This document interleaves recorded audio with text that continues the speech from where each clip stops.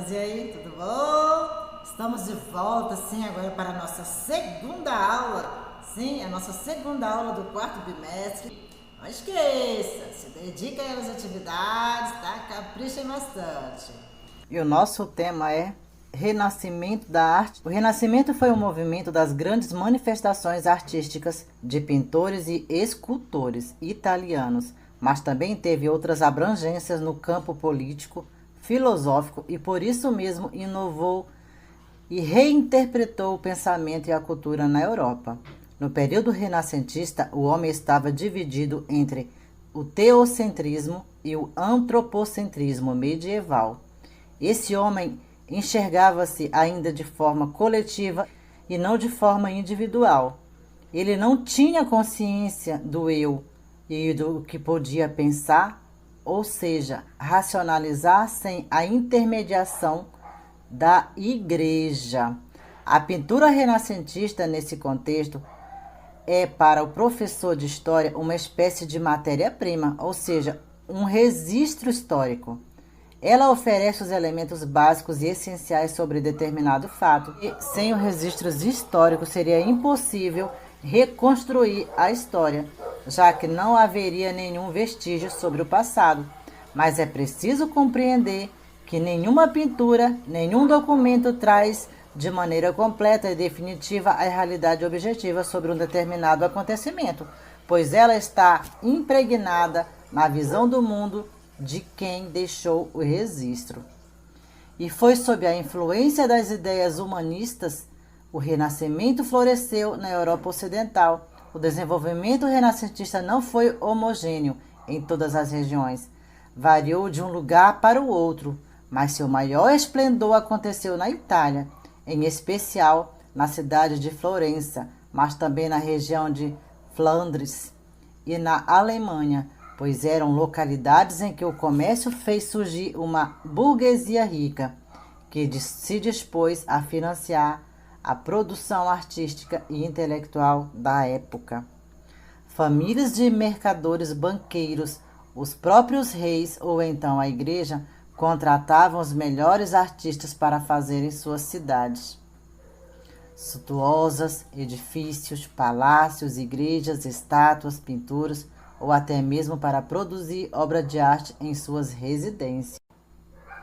Enquanto o Renascimento estava em alta na Europa, com a arte voltada para as ideias clássicas, o Brasil estava sendo colonizado pelos portugueses e nesse contexto chamado de período colonial, o foco artístico era bem diferente.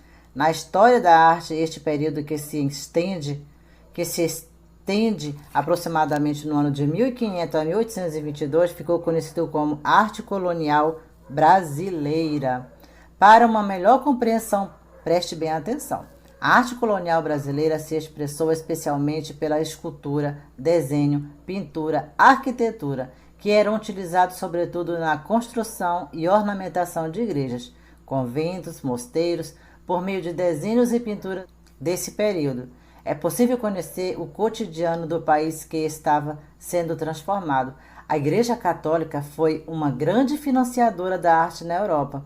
Também investiu no Brasil, trazendo para cá os jesuítas, responsáveis pela construção de grandiosas igrejas, repletas de ouros e esculturas e de santos católicos. Na arquitetura é possível destacar as primeiras construções logo após a chegada dos portugueses no Brasil.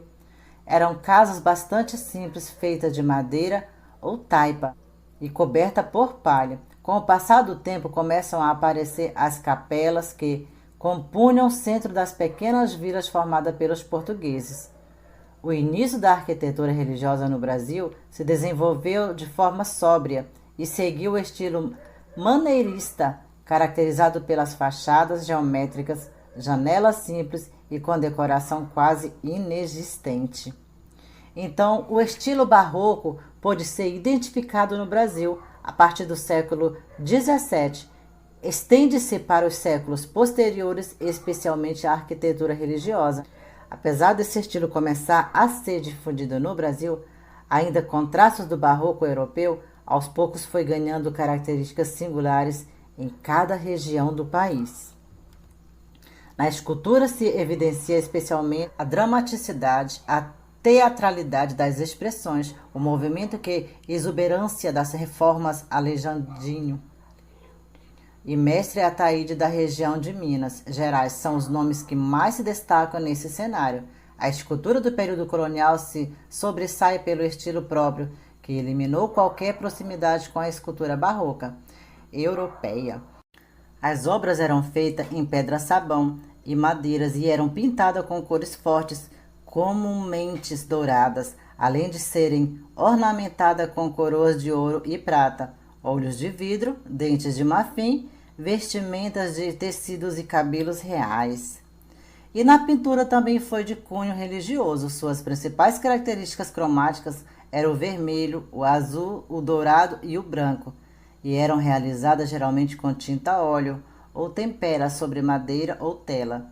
A perspectiva também era bastante usada na pintura de teto das igrejas. Então é isso, meus amores. Chegamos ao final de nossa aula, certo? Falamos aqui sobre o renascimento da arte no Brasil.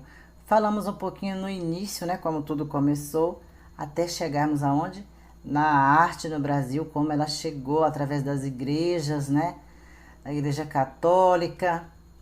Ficamos por aqui e até a próxima.